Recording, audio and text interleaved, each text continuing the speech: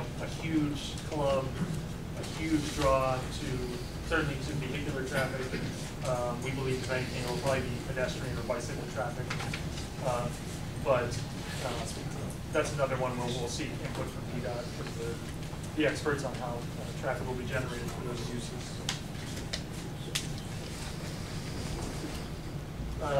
The next issue had to deal with an ADA ramp on the alley side of the building. We believe that issue has been resolved. There's now enough room for wheelchairs to get into the building. The color of the building has changed. That was the next issue. There was a lot of dark brick at one point. I think it's been changed to a more traditional brick color. We've gotten more information on the exterior lighting. That was also an issue.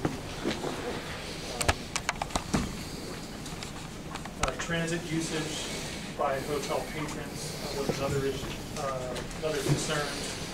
I think we'd probably still like to see a little more on that, but we will study their transportation analysis to see what percentage of hotel patrons should be using the site with metro or bus rather than driving to the property. And the drawings, there is a concern about the quality of the drawings. I think the drawings have improved in quality. That's more of a process and technical concern, not really a substance concern.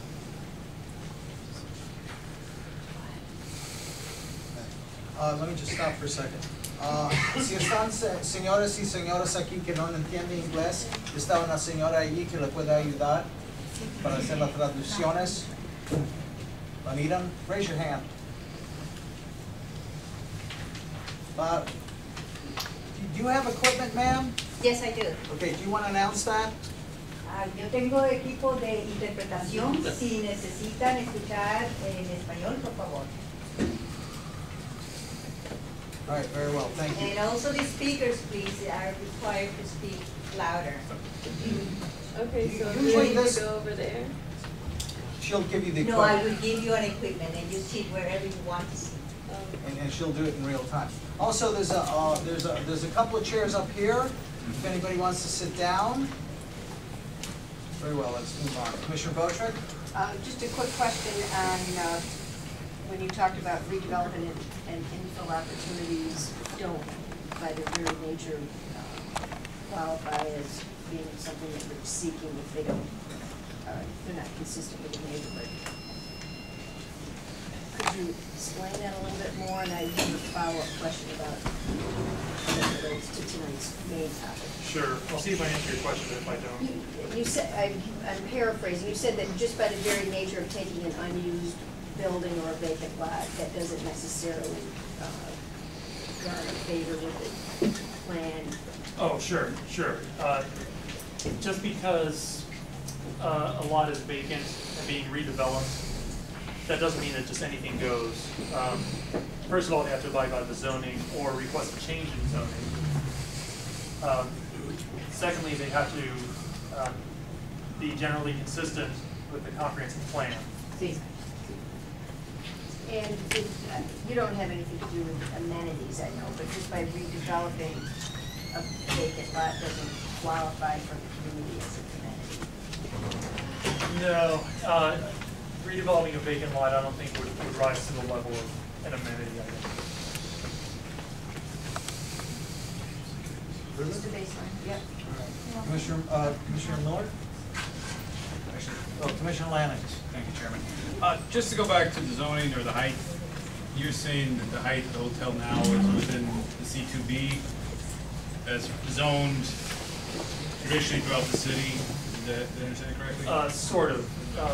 What they asked for was a PUD in the C2B zone that would normally be limited to 90 feet. What they requested last fall was 92 feet. And that's theoretically possible, but you need a special justification for that, which they didn't provide.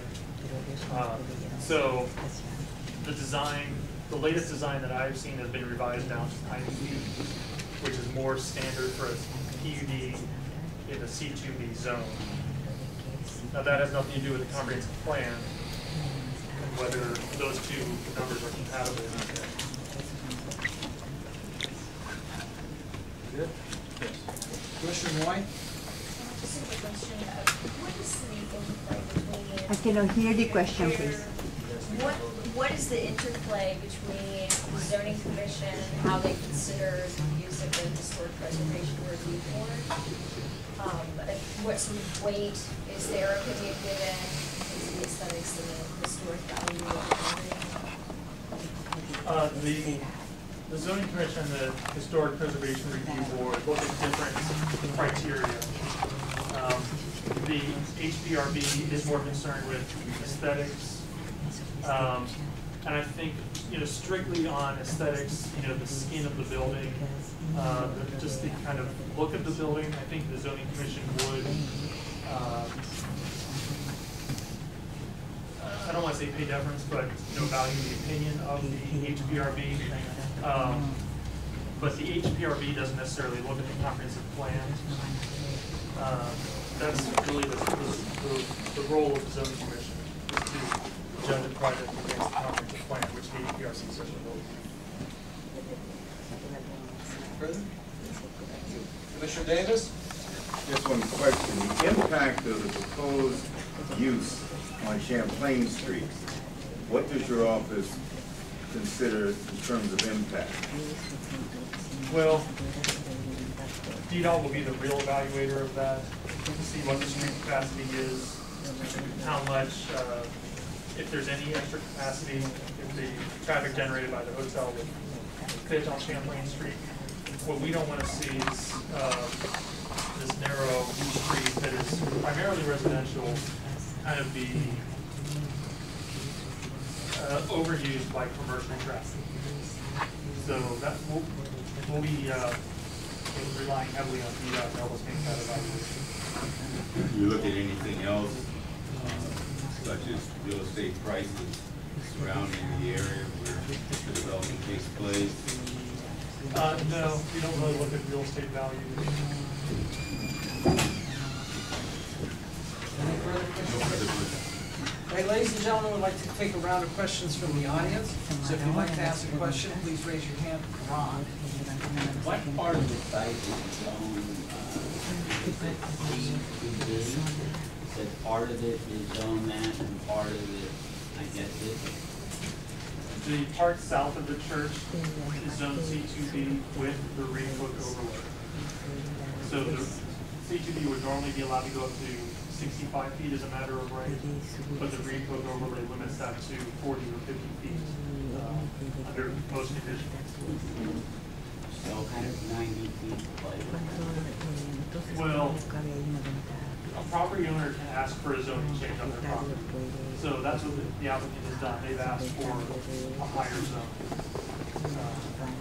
That doesn't necessarily have anything to do with the overlay.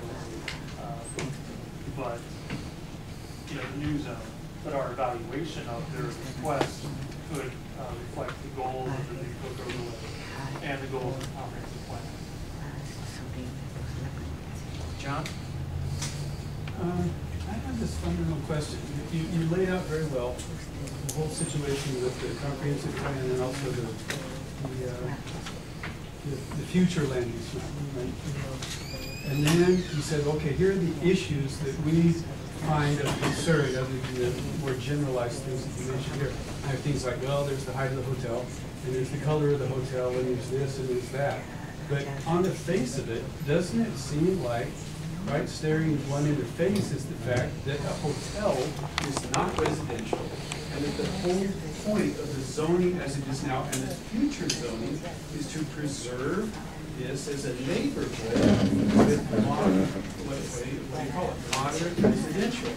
And that a hotel of any size, especially with 10 stories tall, along with every other ancillary aspect of that, just is absolutely out of compliance with comprehensive zoning. Am I wrong? Doesn't it seem like a blatant issue, but why isn't that addressed as such? And where is the forum? We've been to many meetings together, and somehow, no, you can't talk about that. No, we have to talk about architectural this, or we have to talk about that. But where is the moment when people can talk about the 800-pound gorilla in the room, which is a 10-story hotel is not residential and it does